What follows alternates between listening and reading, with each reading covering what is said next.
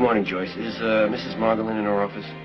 Yes, sir. Shall I connect you? No, I think I'll just walk down the hall. Thank you.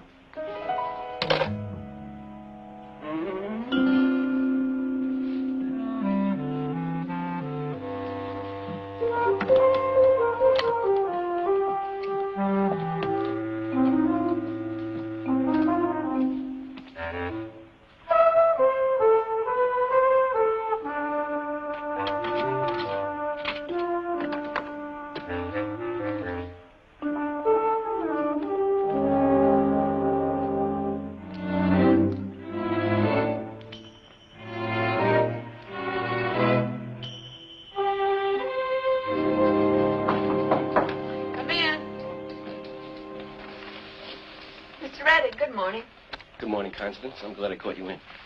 Something wrong? Only the obvious. It's the same thing we talked about last month. The revenue by mail is only half what it was this time last year. Well, I am sorry, Mr. Reddick. I just don't know what else to do. No one's blaming you, Constance, but it is your department. Well, I have sent follow-up letters to all of those who didn't respond. Fine. Do you have the report from our Eastern office? Oh, yes. Oh, I mean a copy. I don't know what happens to things around here. Oh, well, I can make one in just a few minutes. Would you? Fine. I appreciate that.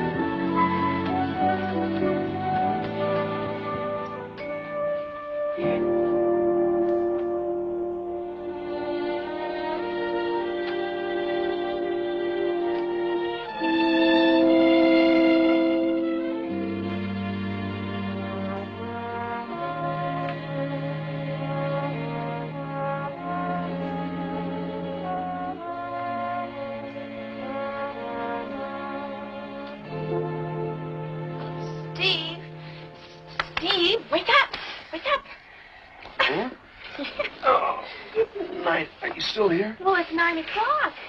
In the morning, Steve. Come on. Oh, no! I'm doing court in half an hour. Since when? Since last night. One of the Jackson kids was found in a stolen car. He's being arraigned this morning. Do I have time to shave? If you hurry, it wouldn't hurt you to change that shirt either. Change with what? Well, the last time you slept over, you had to rush out and buy a new one. I figured it would happen again, so I had the old one laundered. Oh, I love you. Max. Max! Hey, come on, where are you going? I figured somewhere else seemed like a good idea. Listen, I'm rushing like mad. There's some notes on my desk. Accessory to grand larceny. Will you find them for me? What about Mrs. Margolin? What about her? Oh, this morning. Max, you talked to her. Lola gave him all of the notes that she gave us after we got her out on bail. When I came in here and saw the two of you, I said to myself, by George, she's done it. Well, you better stop targeting yourself. I mean it. I mean it. I think you're gaining on it. A lot of good doesn't mean what you think. Can't hurt. I'm the only family he's got. Well, then why don't you get him to stop working so hard, especially for losers? You know, there are actually people in this world who get into trouble and pay a lawyer.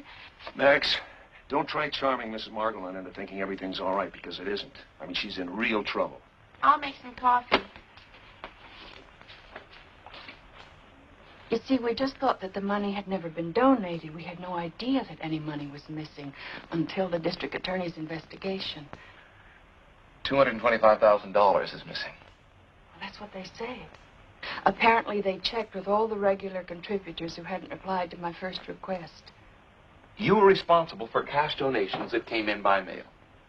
You also admit to safe deposit holdings of almost $50,000 in cash. Now, the DA's assumption is that you either spent the money or that you have it hidden somewhere else.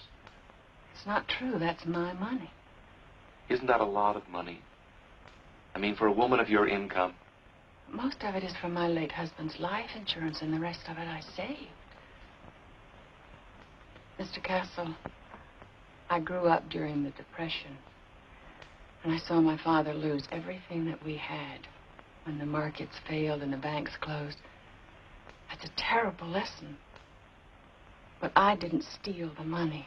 I've never stolen anything. I'm sure you didn't. I'm afraid we're in a position of having to prove that you didn't. Or that someone else did. Someone else? Yeah. The money's missing. You show no record of it. Therefore, it must have been stolen before it ever got to you. Would have done that. They didn't steal from me. They stole from thousands of refugees who need food and medicine. I don't know what kind of people do that. Who do you work for? Oh, I report directly to the trustees. Who are? Marjorie White, Lyle Reddy, Alfred Tabor. But they could... They just wouldn't. Neither would you, Mrs. Merle. Against losing money on the horses. Besides the fact Lyle Reddy can afford it. I mean, he's inherited a fortune from some cousin in New York. That was 6 years and who knows how many girls ago. Not to mention a string of bum race horses and a boat that the bank foreclosed on. I'm telling you, up until recently, he was close to broke. Been busy. Yeah. Just proves you needed an investigative assistant long before you got saddled with me. Now, what do you mean saddled? I mean, thanks. But let's not kid ourselves. A real lawyer ought to be doing what I do for you. I'm not complaining. Sure. Promised that Florida judge I'd work in your office for 5 years if he suspended my sentence. Well, if I just sat around here all day reading comic books, you wouldn't complain either. You know, you're the only one I know who can compliment somebody and at the same time make him feel he has to defend himself. Well, maybe you do. Defend yourself against yourself. Any deadbeat walks in here and tells you he's a misunderstood choir boy, and you fight like hell to prove it. You're everybody's sucker. Even yours is what you're saying. In a way, yes. If I took a plane and disappeared, you'd be legally responsible. Why don't you then? Don't think I haven't thought of it. Are you still thinking about it? You and my brother? It's a shame we're not all brothers, isn't it, Max? Is that what you're getting at? That wouldn't be a bad place to get to, would it? No, it wouldn't. But while we're getting there, don't walk down any dark alleys.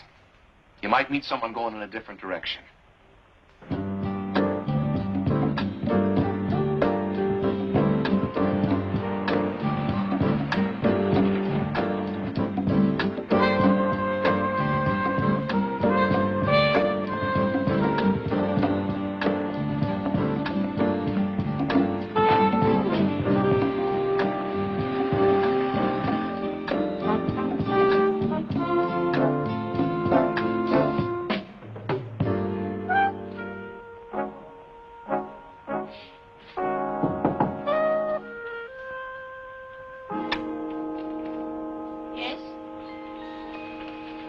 Hello, Shirley.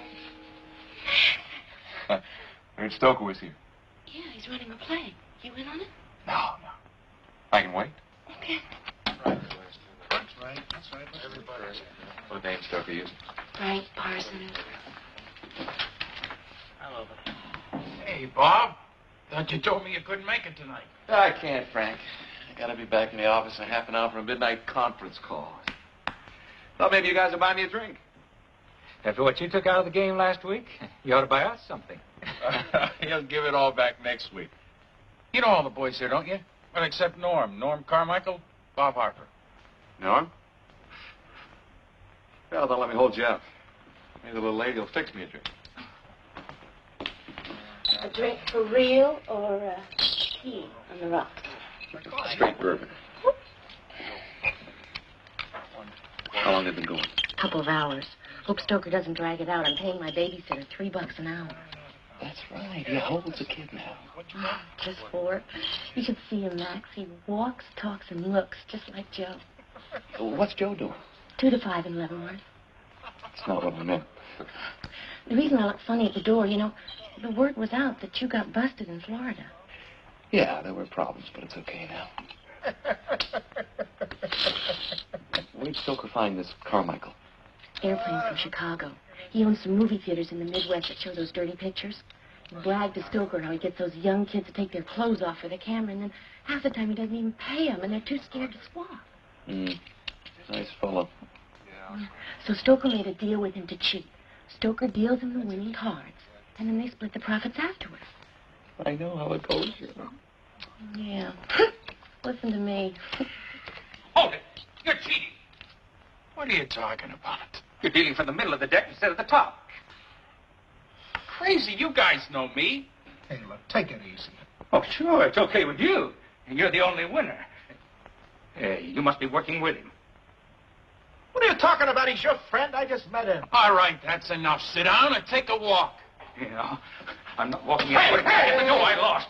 Come on, get it up. Hey, for crying out loud. Oh!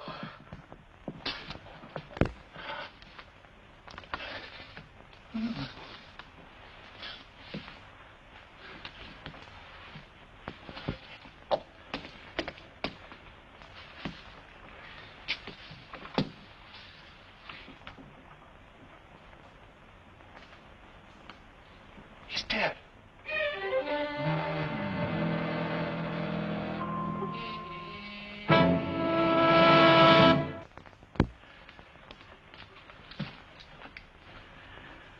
Shirley, go home now. Ted, wait. What are you, crazy? Let's get out of here. Now, he's right. That was an accident. That was nobody's fault. You think the police are going to believe that when they find his body here? Especially if we all run? Let's just calm down. Calm it down. Sure, it was an accident. We all know that. What do you think your law firm's going to say when they find out you're involved in this? What about my bank? Me in a poker game where somebody got killed. I can't handle that. That's right. None of us can. Yeah, sure, it's a mess, but let's not panic, huh? But what are we going to do? What if he wasn't found here? All right, the hotel knows we're here. They saw us coming in. They'll see us leave. And if he's not found here, we're in the clear, right? What are you getting at? I know a guy who will take the body out of here, leave it on a beach, make it look like mugging and murder. I'm getting sick. Hey, shut up! Now, this guy, will he know who we are? No, he doesn't have to. I can take care of it myself, but it's going to cost some money. How much? At least $50,000. $50,000? Yeah, and cheap at the price. That guy's caught with a dead man, dead from a bullet. He's looking murder one right in the face. That's what we might be facing. Sure, what the hell's the difference? I could have lost it in the game anyway. Here. It's everything I have on me. Got a couple of hundred, Frank. I think I need more. Thanks.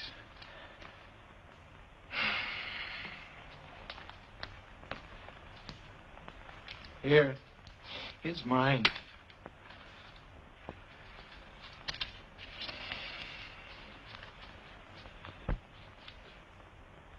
$7,000. You won more than that. You holding back at a time like this? Damn you, don't you realize if one of us gets caught, we all go down the drain? Take it easy. Hey. Hey, look, I'm not thinking straight. Here.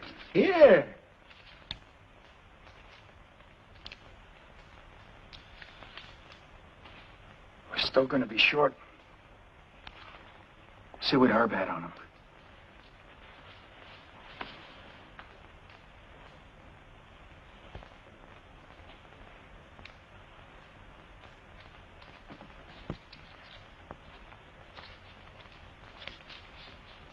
$4,500.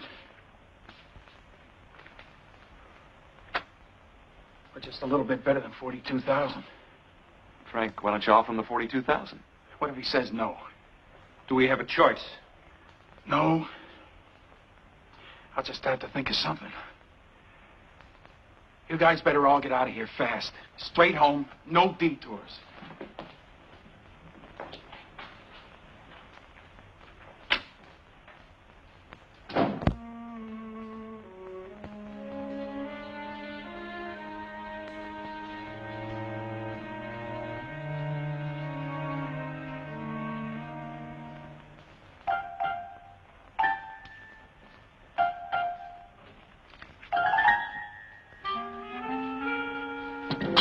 Looked pretty good, Herb. Lousy blank. Almost went off in my face.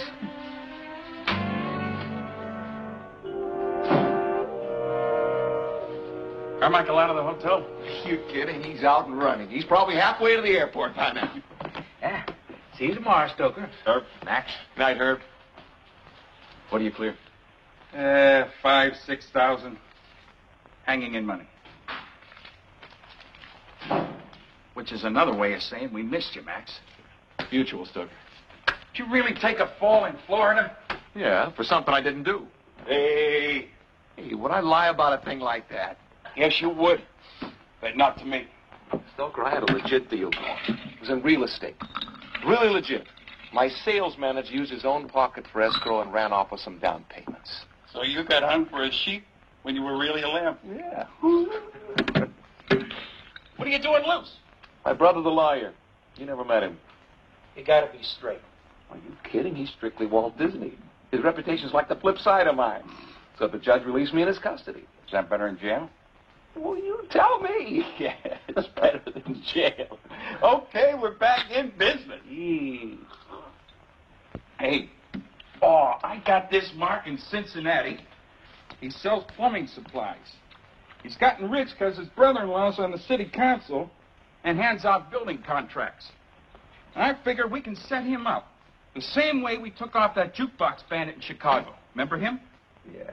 Yeah, I don't know his fat wife screamed when she found that he lost some money. She didn't even know he had it.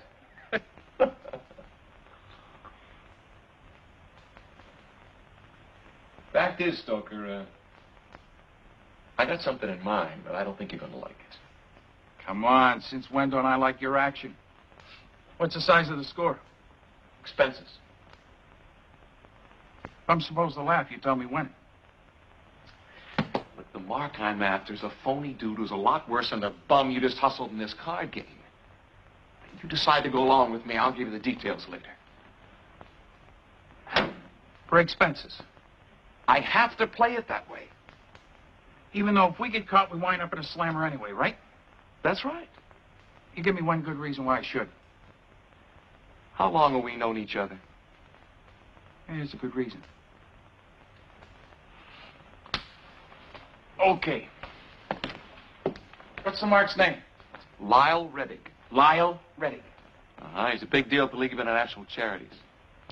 And, he likes to play the horses. Okay. Give me a few days to set up a team. All right, I'll check with you first next week. And, Stoker, thanks. You're not the least bit welcome. Now it's Tuesday Morn getting the lead, and Dirty Alice flying Groom along the rail and moving south. Baby, come on, let's see something. Tuesday Morn and Dirty Alice on the inside. Tuesday Morn and Dirty Alice. And Dirty Alice gets up to win it a half lead.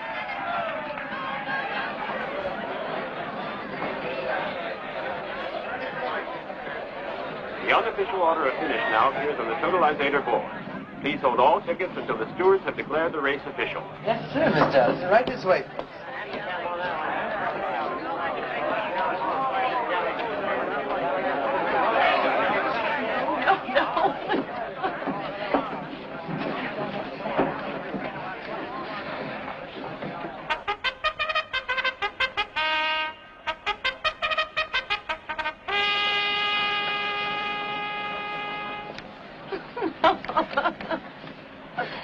The horses are now coming on the track for the running. There they are. Race.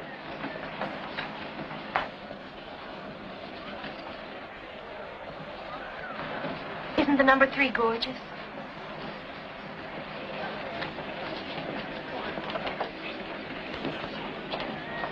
Mr. Addison? Hey, Manuel, where you been? I had to talk to the boys, you know.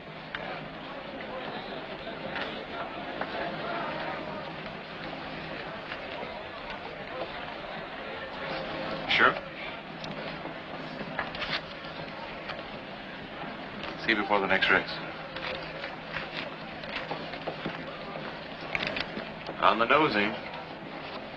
Which one?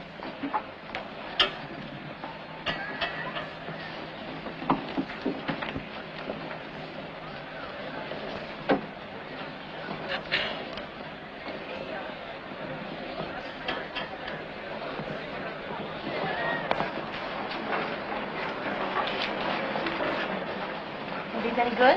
I doubt it. I just picked them up off the floor. Oh. They're off. Country Blue is going to the front of the inside. Baby Doll's going with him, and Pearl Diver's moving up from the rail, followed by Solitaire and Foolish Pride. Going into the clubhouse turn, Country Blue and Baby Doll are still in the lead with Pearl Diver and Solitaire right behind them. Then it's Foolish Pride, Little David moving up between the horses, Candy Kisses, and Joy Boy. Turning to the back stretch, Baby Doll moves up to challenge Country Blue for the lead. Solitaire is now third, a length ahead of Foolish Pride, Candy Kisses, and Joy Boy. Into the far turn, Solitaire now takes the lead from Baby Doll. Coming into the stretch is Solitaire and Foolish Pride. Now it's Maze Front and Double Down coming down to challenge the first two. Solitaire and Double Down, neck and neck. Solitaire and Double Down, and it's Double Down getting up to win it ahead at the wire.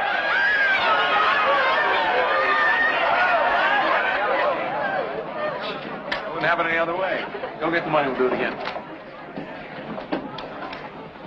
The unofficial order of finish now appears on the totalizer board. He told all Can't win them all, huh? stewards have declared the race official. It's only money. Yeah. That's the way. Good times always cheap, huh?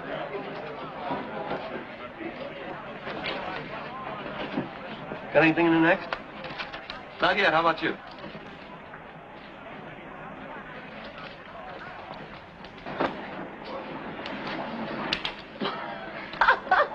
Wouldn't it be great if it was this easy? Now? No. Wait till the horses get out on the track. You better get back to work. What did Max tip you? 50. Okay, he'll probably give you another one. Keep them both, and thanks. It's a pleasure.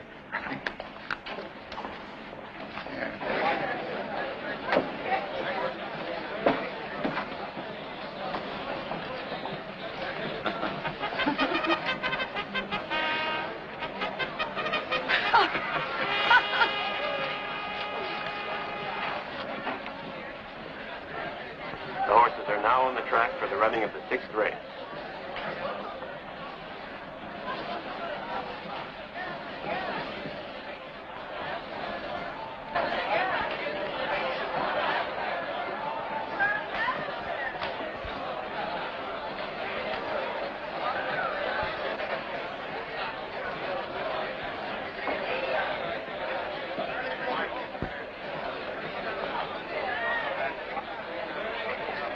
What do you think of that horse? Horse. Yeah, I wouldn't throw him out. I mean, you like something better? Let's just say I got talked into it. Your little friend, you mean? Well, he gets a lot closer to the horse's mouth than I do. Yeah, I'll bet he does. Who's he like? You see, it's this way. I sort of promised I wouldn't spread anything around. Part of the deal, you understand? Are you sure?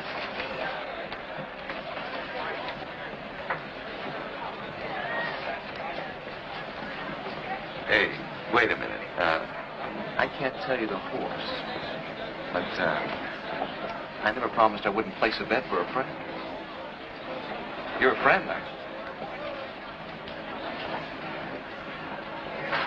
you? Lyle Ready. John Addison. Margot Wilson. How do you do? Hi. You go, one happy family, huh? How much you want to put down? 200? Will that get you even? Are you that sure? I usually get what I pay for. 500? You can keep your money, but you pay me back out of your winnings. Oh, boy, you're something else. It's fun. Relax, enjoy yourself. Tell Stoker to buy $500 worth of win tickets on every horse in the race. Bring her back with you.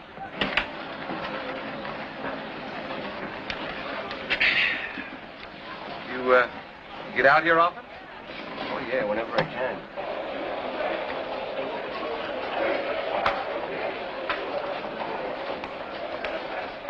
10 horses. That means we lose $4,500 no matter which horse wins. You can't accumulate if you don't speculate. Yeah, but you said the sucker only wanted to bet 200. Now, why didn't Max let him? You're telling Max how to run a con. He's beautiful. That's terrific. You can start a fan club when you're on welfare. And make sure you get the $500 back on the winning tickets. Summer Hunt still holds the lead with Village Sheriff second along the rail. And starting to move from far back, Longest Day. As they go into the far turn, it's Summer Hunt and Village Sheriff neck and neck. And here comes Longest Day, closing much ground on the outside. Into the stretch, it's still Summer Hunt and Village Sheriff now opening up a lane for the other. But here comes Longest Day, circling horses on the outside as he moves to the middle of the track. Summer Hunt and Village Sheriff still head apart, and Longest Day closing ground on the outside. It's Summer Hunt, Village Sheriff, and now Longest Day. It's Summer Hunt, Village Sheriff, and now it's Longest Day on the outside, taking the lead and flying out. Longest Day. It's the three. That's right. Honey, give Mr. Reddick his win tickets on the 3-horse. Should I cash the red 7? On the way out, yeah. How about that? That's 12 to 1. That's $6,000. Not bad, huh? It's a shame we have to go. Oh, look. Let me buy you a drink. What am I talking about? I'll take you to dinner tonight, both of you. Well, that'd be very nice, but you don't have to do that. It's settled. Harrison's at 7:30? We'd like that. It'd be great. I have to fly up to Sacramento for a couple hours, but I can be back by 8:30. Anything you say. 8:30 be perfect. All right, don't forget now. Not a chance. You owe me $500. Hey, I'm just kidding. No? Oh, I'm sorry. Okay. It's a bad joke. All right. I'll see you tonight, huh? All right, I'll be looking forward to it.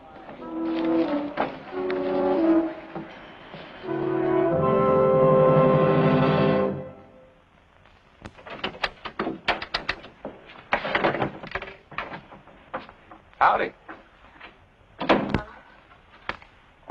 Oh, what's this for? I don't know. What can I get for him?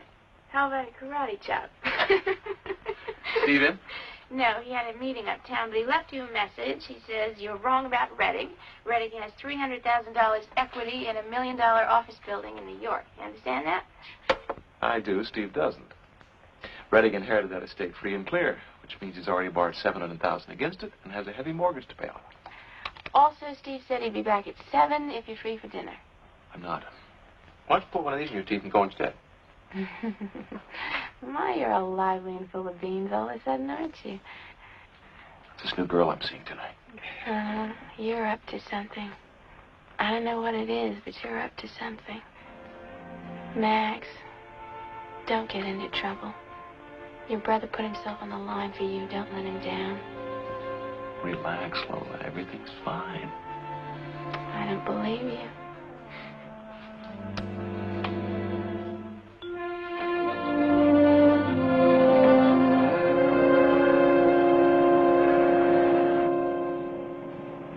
It's almost 9 o'clock.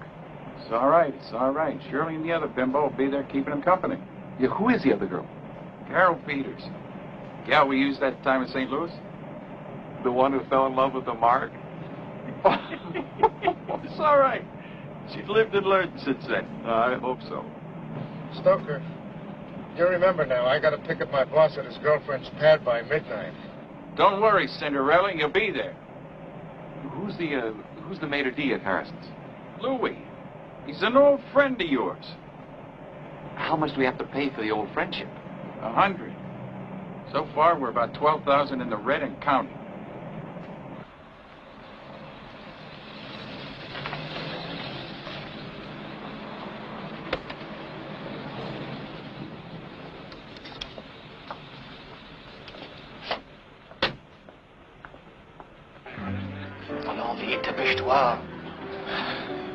Oi, John Addison. Oh, of course, Mr. Addison. How are you? Nice to have you with us tonight. Your friends are already seated. Will you follow me, please? Lyle? Hello, John. You were getting worried. You look like you've been worrying. Margot? It's a pleasure to serve you again, Mr. Addison. The chef was just telling me the other night. What's his name? Andre. Andre, right. Don't tell him I forgot. Tell him hello and I'll have my usual. Very good, sir. Well, isn't someone going to introduce me to this lovely lady? Oh, that's right. You haven't met Bonnie before. John Addison, Bonnie Freed. I've heard so much about you. For you, Mr. Lisa. Oh, I won't take any local calls. Saudi Arabia. I'm sorry, team. John Addison. Sure, put him on. Hello, Your Highness. I'm fine, sir. How are you? No, that's what the California people said. No, I never agreed to it. I see. Uh-huh. Fine. Now, that sounds reasonable. Yes, in that case, tell the British people I'm going to move. If they don't like that, we'll get along without them, right? Right. Fine. Thank you, Your Highness. Nice talking to you, sir. Goodbye.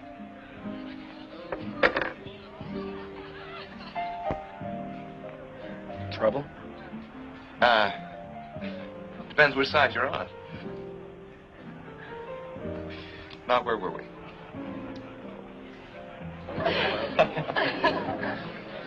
And then the senator said he really can't talk to the stock market boys until he's sure he's going to be reelected. Fishing for a campaign contribution, you know? And then do you remember what you told him? Johnny here says, well, Senator, what kind of bribe did you have in mind? Just like that? Just like that. He was a crook. Johnny Addison. How are you? Hello, Stan. What are you doing here? I thought you were somewhere else. That's what I'm doing here. Margot Wilson, Bonnie Freed, Lyle Reddick. I guess you're going to have to meet Stan Dent. Pleasure. Well, keep your seat. I guess you can tell he's from Houston. You know, I've had 3 secretaries trying to track you down all week. I'll have to get my own secretaries a raise. I suppose you're going to insist on joining us. Just for a second. Oh, nothing for me, thank you. Johnny, I want to make you an offer on that gold mine in Arizona. What gold mine? One you own. I'm not in the mining business. You bought that mine and a half dozen others through your West Coast office. I checked records, transfers, titles. You bought it in 1970. That long ago, and you expect me to remember? What difference does that make? You don't care about it, and I do. Now, give me a price. All right. I'll talk to my people and get back to you first of the week. Reckon that'll have to do. You won't forget. If I do, that's my answer. I just love him, you know that? Even when he cost me a fortune. But he has done several times. You take care, Johnny. Here. That's a promise. It's a real pleasure meeting y'all. Excuse me again. Who's that? How many billionaires do you know? I don't think I know any. You do now. Danvers? Stanley Danvers. We won't hear his name around a lot. You'll hear about the sale of the Queen Mary or the construction of an Alaskan pipeline, things like that. And when you do, you can be damn sure Stanley Danvers is making a few hundred more million. I think it's funny you being a gold miner and you don't even know it. What about that gold mine? I don't know. You can be damn sure if Stan Danvers is interested, I'm going to find out why. Well, I think it's that time. Why don't we go to the powder room and give the fellas a chance to talk behind our backs?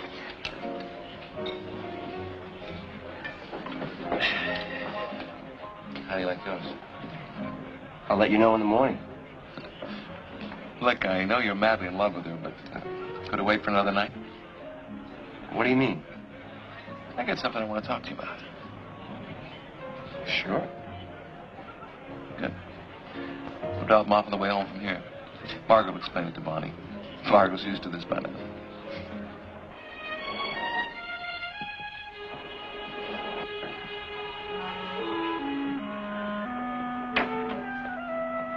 Hey, Lyle, it's a nice night. What do you say we walk a little? Good idea. Make me feel like I'm in New York. Henry, you won't be needing a car anymore tonight, thank you. Yes, sir. Thank you. Good night, sir.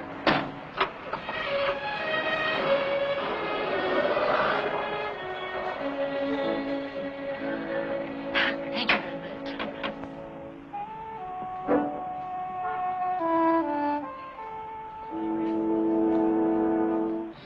me say first that we don't know each other very well. I don't mean to embarrass you, but I get feelings about people, and I like the feelings I get about you.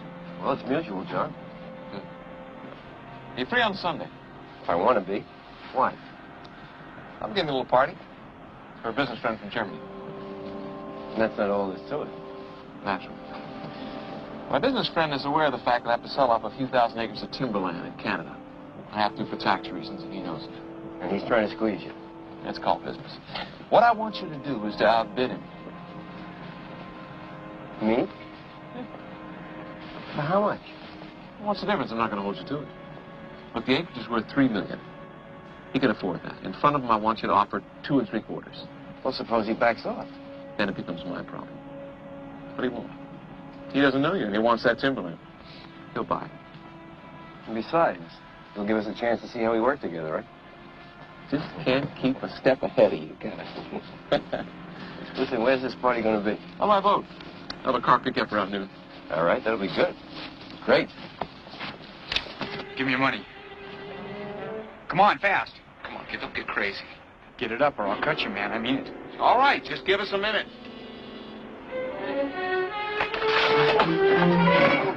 Hold him, I'll get a cop. Wait a while, no, wait. Wow. No, please. I wasn't going to hurt you. I wasn't. We don't want to get involved in this. You got it coming, kid, and probably worse, but get out of here. Come on. You got it. Come here.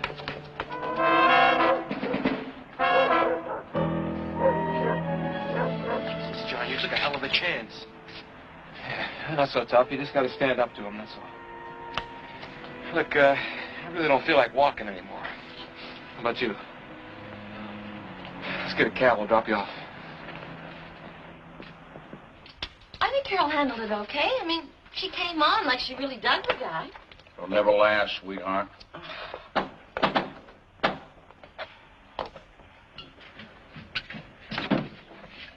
Hi. How'd it go? Great. All set for Sunday. You got the boat? 300 a day if we don't sail. So we don't sail. Doesn't matter. Well, who'd you get for the German? Herb Carruthers talks to Wiener Schnitzel pretty good. Good.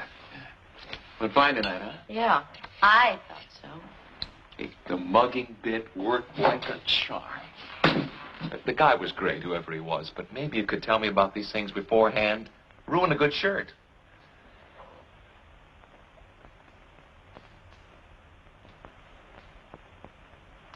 What's the matter? I didn't set up any mugging.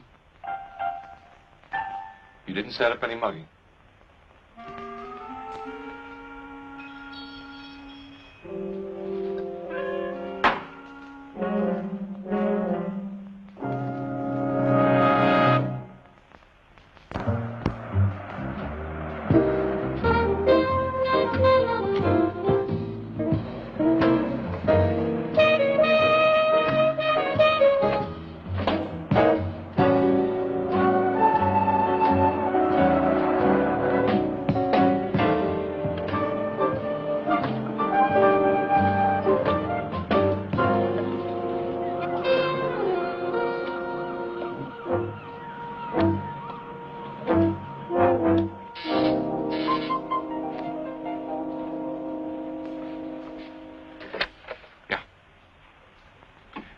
Sure it's him?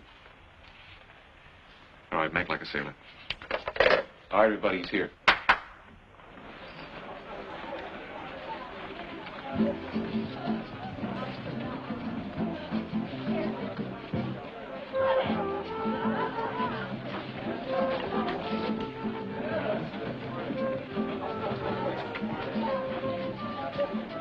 Lyle, where you been? Johnny, look who's here. Glad you could come. How are you? Fine. Say, isn't this Dan Morgan, John? What do you mean? You see, Morgan invited me on a weekend cruise last winter. But it can't be two like this. Margo, see if you get me a straight bourbon. I hate champagne. So you know Dan? Yeah, great guy. How well do you know him? So-so. Here, there, around town. Dan has been having a little financial trouble. He doesn't want it known in the business community. You understand? Oh, sure. So he sold you the shit. Just between us, yeah. With the understanding that I sell it back to him when he gets on his feet again. That's a hell of an understanding. For him, that is. Well, I like to think he'd do the same thing for me. Whoa there, John boy. I want to talk to you. Countess, I'd like you to meet Lyle Reddick. Lyle, this is the Countess de Vigny. Is he important? He's my friend. Okay. Hello. And now listen, John. I want you to sell those Swiss securities you bought for me. Okay. Now, wait a minute. Why are you being so agreeable? It's your money. I just did you a favor. If you want to lose $10 million by selling now, be my guest. You know, I loathe to lose money. Then why don't you shut up and let me sell those securities when I think you should? Don't talk to me like that. You love it, you fraud. Excuse me a minute. I guess you do agree with him. I always agree with him, you idiot.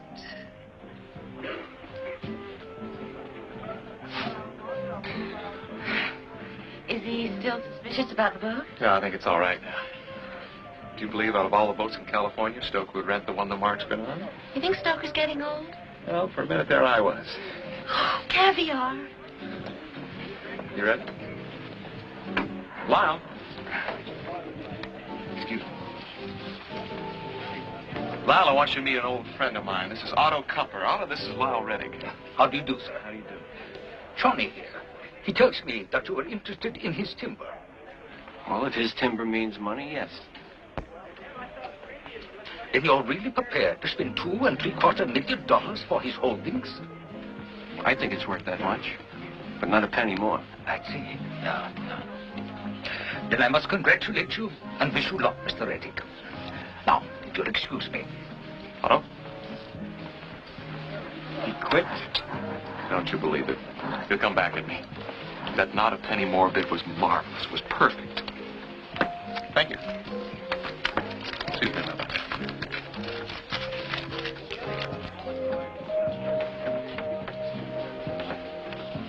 Bad news? No. It's good. Maybe.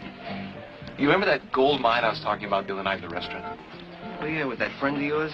That wheeler dealer, what was his name? Stan Danvers. Right. I asked my San Francisco office to check it out. Listen to this. With recent increase in price of gold, we recommend the property be investigated before sold on. Well, that's true. The price of gold has gone up 500% in the last year. It has, hasn't it? I really should get into this right away, but it's a tough week for me. It's always the way.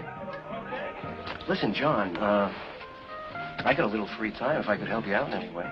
Oh, no, I appreciate it, Lyle. What I need is a geologist report.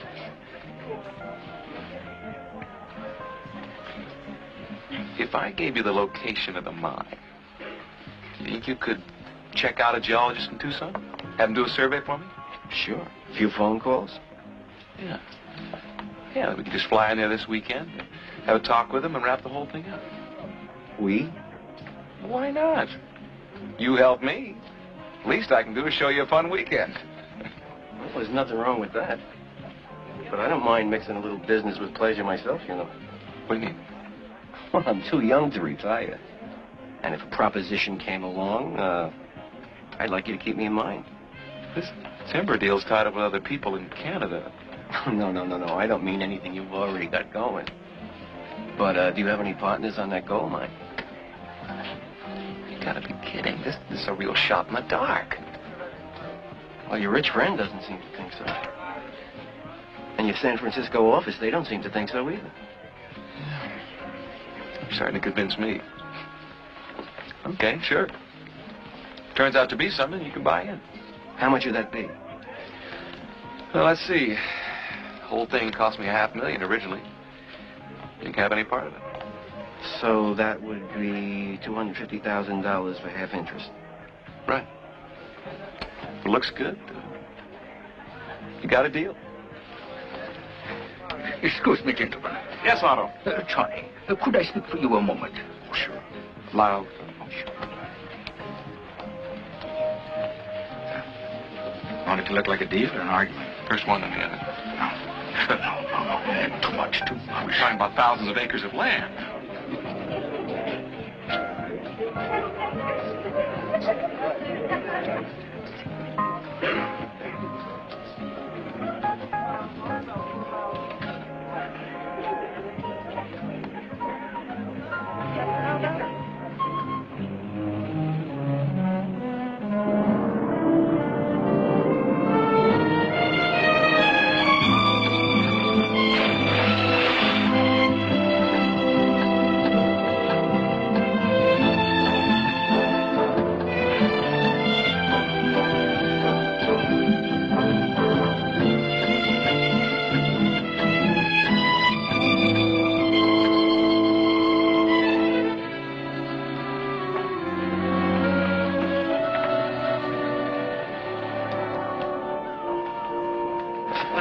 tied up this afternoon. He said he'll meet us at the mine at 10 in the morning. Oh, you haven't checked it out yet? He's doing that right now. I figured you'd rather see the place than just get a paper report. I don't know what for. I don't mean to be funny, but I wouldn't know a gold mine from a hole in the ground. This geologist, mining engineer, whatever he is, you've checked him out, right? He's the best. Been doing business in this area for 20 years. Good. Max! I don't believe it.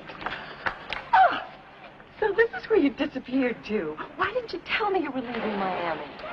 Who said I left? Well, the police, for one. When I didn't hear from you, I called them. Are you out on bail? No, I never got to that. I want you to meet a friend of mine. This is Joe Rogers. Joe, this is, I don't believe you. I'm terrible with names. And, since when am I a name? I'm Susan Monahan. Hi, how do you do? Come on, Susan, you just sprang out of nowhere. You surprised me for a minute. Have a drink. Yeah. No, thanks, Max. I think I'll just spring back into nowhere. I'm sorry if this embarrassed you, Mr. Rogers. No, not at all.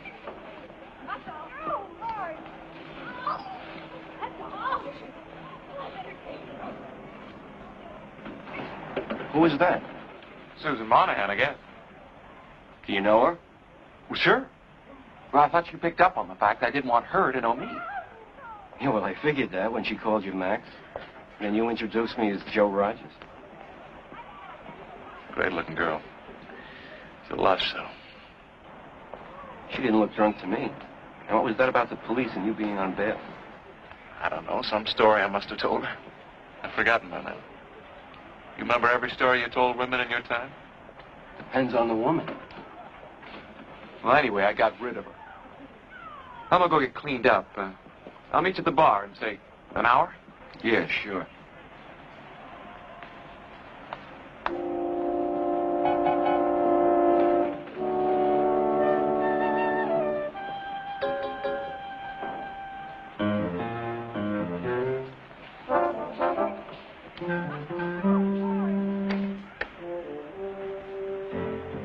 Hello, operator.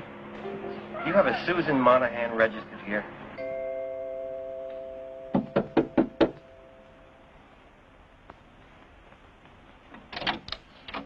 Oh, hi. I'm sorry to disturb you, Miss Monahan, but I was wondering if I could speak to you for a moment. What about? Oh, may I come in? Would you like a drink? No, thank you. Joe, right? Yes. Joe Rogers. Right. Look, I'm a little puzzled. A little while ago with my friend... Max? Yes. He did remember you, didn't he? Oh, he remembered me all right. Are you sure you won't have a drink? No, thank you. What was it he was pretending not to remember? Well, now, why is that any business of yours? Well, there could be a lot of money involved. Oh, yeah? Maybe your money, not mine. Well, that could be arranged. You see, in business, we operate a lot like the Internal Revenue. We consider it a normal business expense to pay for valuable information.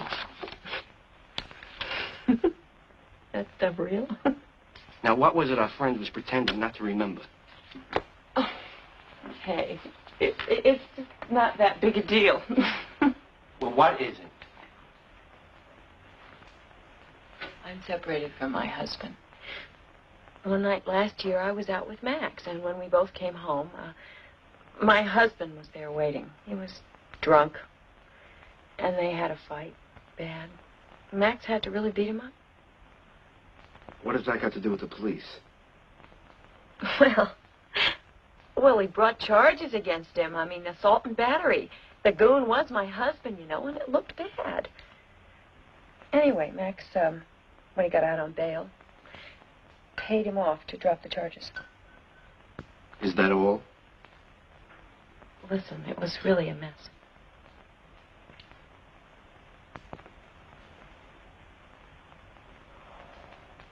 Am I going to get to keep that $500? Yeah. Listen. When you see Johnny... Who? I mean Max. I wish you wouldn't mention this little talk we had. To hell with him.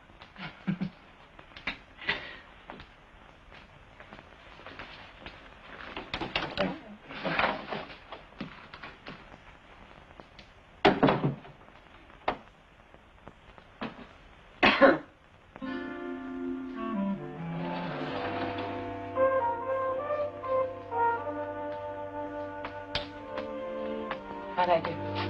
You were sensational. Are you sure this stuff is mostly water? How do people drink it? Some to remember, some to forget. Oh, Harry, if this guy's the guy who swindled you on that Florida real estate deal, how come he doesn't know you? He's the guy behind the guy. Uh-huh. Well, even if I hadn't known who he was, I wouldn't have liked him. Very bad vibes. Vibes are where you find them. Max.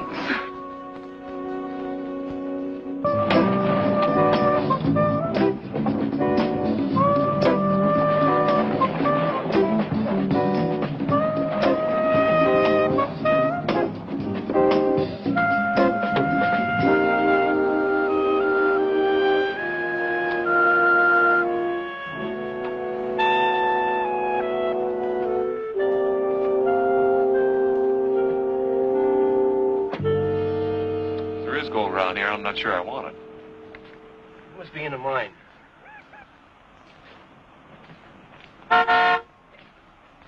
Oh! Anybody there?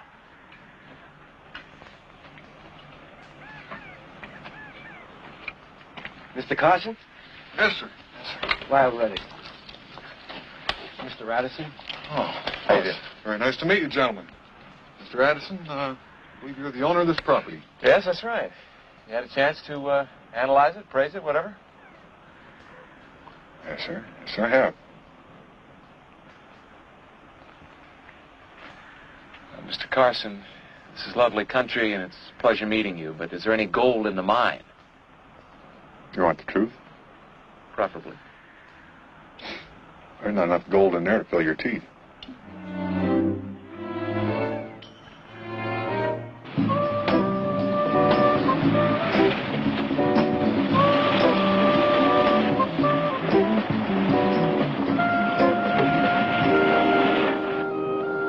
The mine is a dud. What does a man like Danvers want it? That's what I'm trying to figure out. Well, I know one way to find out. How? Offer to sell him the mine. Well, what if he said okay? Well, what if he did? It'd serve him right, huh?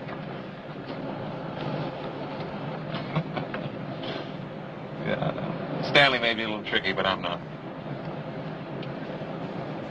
How the hell with it? Look, I got a lot of phone calls to make when we get back to the hotel. Why don't you call down to the desk, get us reservations on the first flight back to Los Angeles?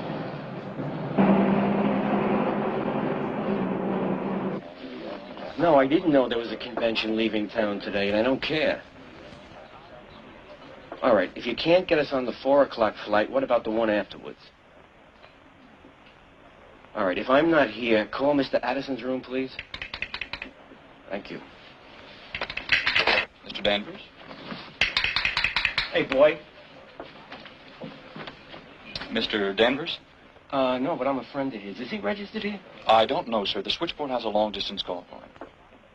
Look, do me a favor, huh? Yes, sir. If you find him, let me know where he is. But don't mention I asked, huh? I'd like to surprise him. Yes, sir. I'll be right here. Yes, sir.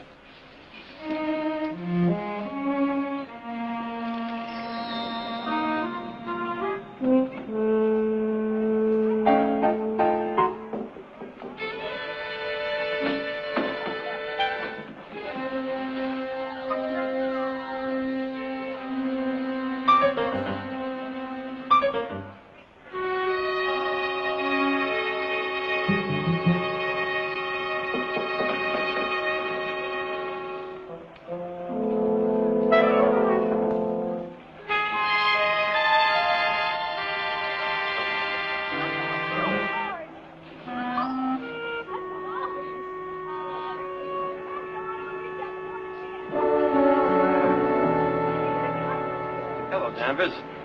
Hello. Sorry, I know we've met, but I can't. Lyle Reddy. Was having dinner with Johnny Addison about a week ago. In L.A., of course, of course. Sit down, sit down. I just got here myself. Great country, isn't it? How long are you here for? We're leaving this evening. We? Well, Johnny's here with me. He is. And listen, you two fellas gotta let me buy you a drink before you go. We actually came down here to look at that gold mine you wanted to buy. Gold mine? Of course, the gold mine. Well, that was last week. You mean you're not interested anymore? Oh, no, I didn't rightly say that. See, he never did get back to me on that. I figured he wasn't interested. Why, you had something to do with that? Could be. What'd you figure that property was worth when you were interested, that is? Are we playing a game, Mr. Reddick?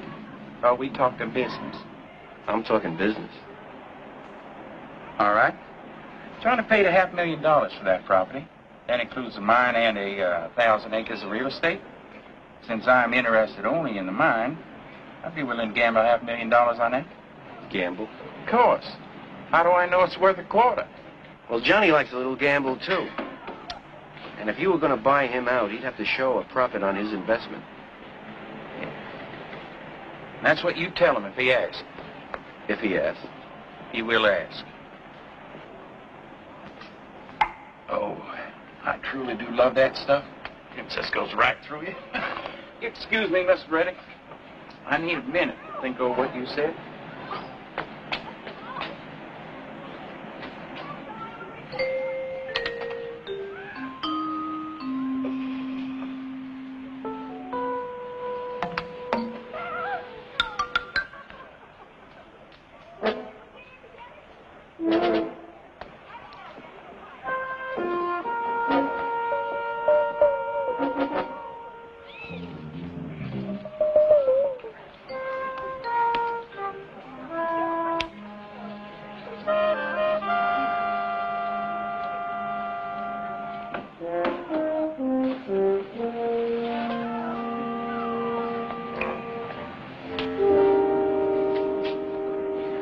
Mr. Reddick,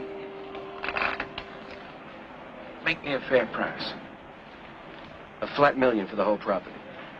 Uh-huh. But you will take $750,000 cash, right? I didn't say that. Let me put it this way. If you get Johnny to take the $750,000, it'll be worth another $100,000 to you personally, just between us. For your efforts on my behalf? Where are you going to be for the next few hours? Anywhere you want me to be. Stay near a telephone.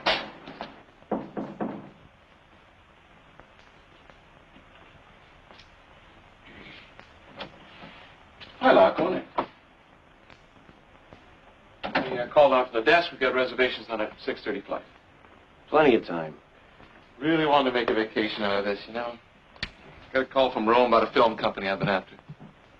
I'd like to be in the movie business. Sure. That'd be great. All those starlets? Listen, John, I was thinking, what are you going to do about that mine? I don't know. Tell jokes about it, I guess. Listen, I was thinking, why don't I take it off your hands? What are you talking about?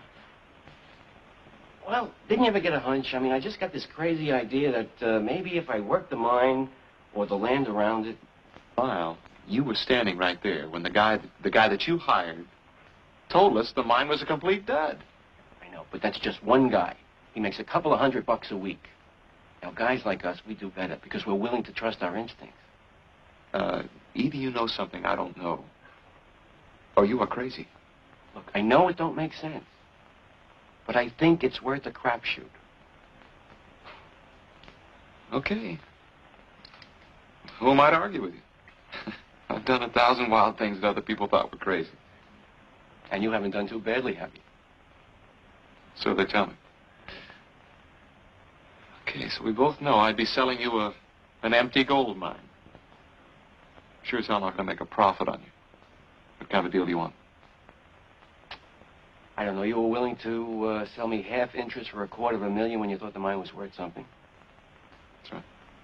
How about the same price for the whole pack?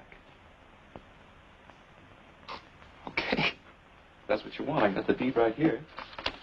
If you haven't changed your mind by the time I get back to L.A., you can pay me then and we'll close the deal. No, I was thinking if we did make a deal, that I'd stay on here and start things going. Oh, I see. Then you'd owe me the money. Oh, no. Nothing like that. I don't believe in taking advantage of friends in business.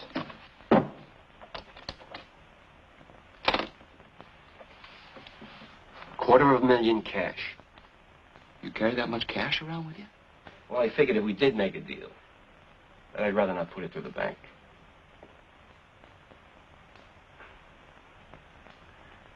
Yeah. Sure, I could use a little non-taxable pocket money. Huh? Got a pen?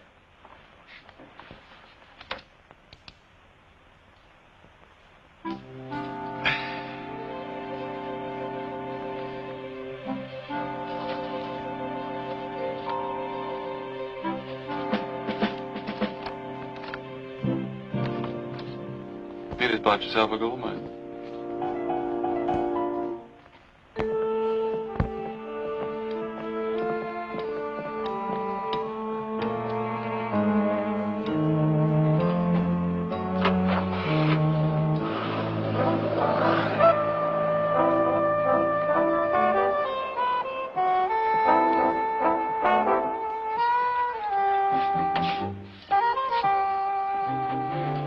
Mr. Danvers, please.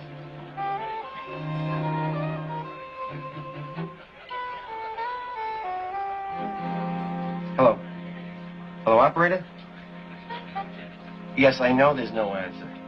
Did Mr. Danvers leave a message where he could be reached? No. Yes. Tell him Mr. Reddick called and I'll be in the hotel. All right, thank you.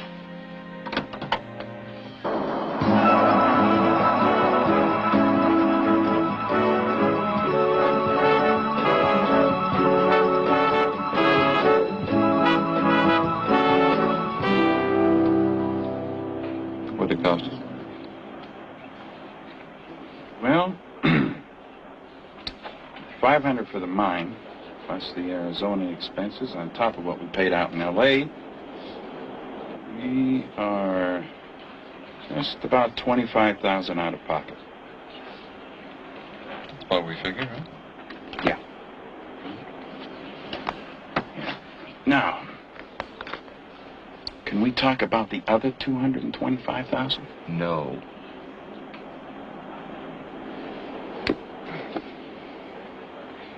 All right, operator, would you get me Houston information, please?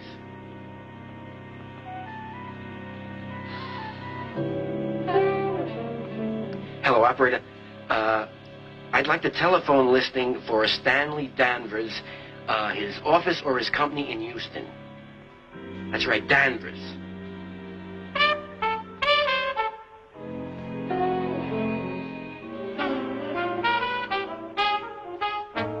Well, there must be a listing.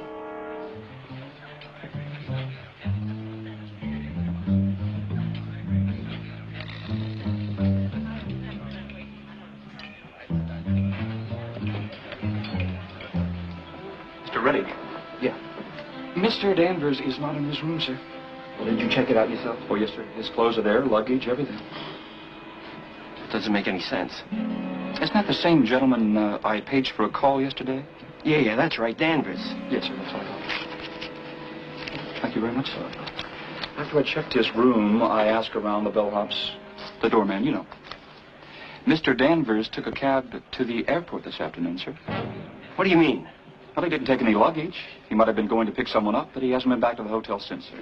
Look, what are you talking about? Did you see him get on a plane? Did somebody see him get on a plane? Now, that I do not know, sir. Excuse me.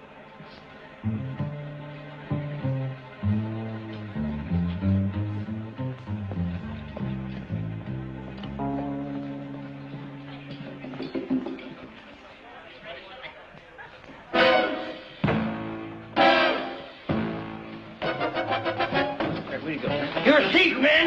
You're a crook! You're a crook! You stole my money! Listen, pal, get out of here!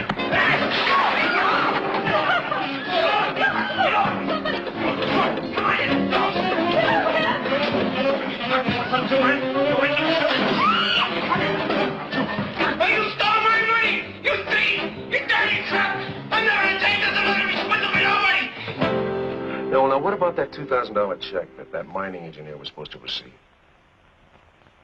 $50?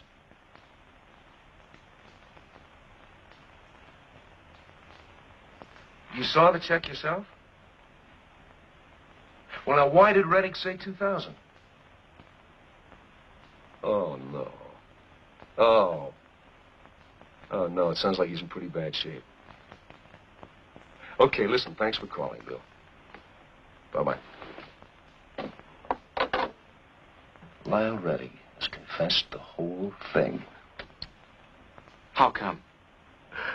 When they locked him up, he started babbling about being swindled out of $250,000. Was he? Nobody knows. He has no financial record showing a transfer of that much money. You know, when he found out the police didn't believe him, he started to rant and rave, and he trapped himself. He finally admitted embezzling all that money from the charity. You think he really was swindled? I don't know. He started giving the police a bunch of names nobody's ever heard of. I hope this isn't giving you any old firehorse temptations. Who, me? I could say don't look an old firehorse in the mouth, but I won't. I'm sorry I'm late, but you'll never believe what happened. You've heard about Mr. Reddick? Yes, I know. That poor man. Well, what else happened? Well, you know, this has all been in the newspapers and on the television, the business about the money being stolen. Well, today, some generous person sent an anonymous cashier's check to the charity for all the money that Mr. Reddick took, $225,000. Oh, that's terrific. Well, it just proves that when somebody like Mr. Reddick disappoints you, there's always someone else to help restore your faith in the generosity of people. I believe that. I always have. Champagne, folks. Compliments to Mrs. Margolin. I thought we should celebrate. I hope you don't mind. Oh, congratulations. No. To the man or the woman who returned that money to charity. I'll drink to that.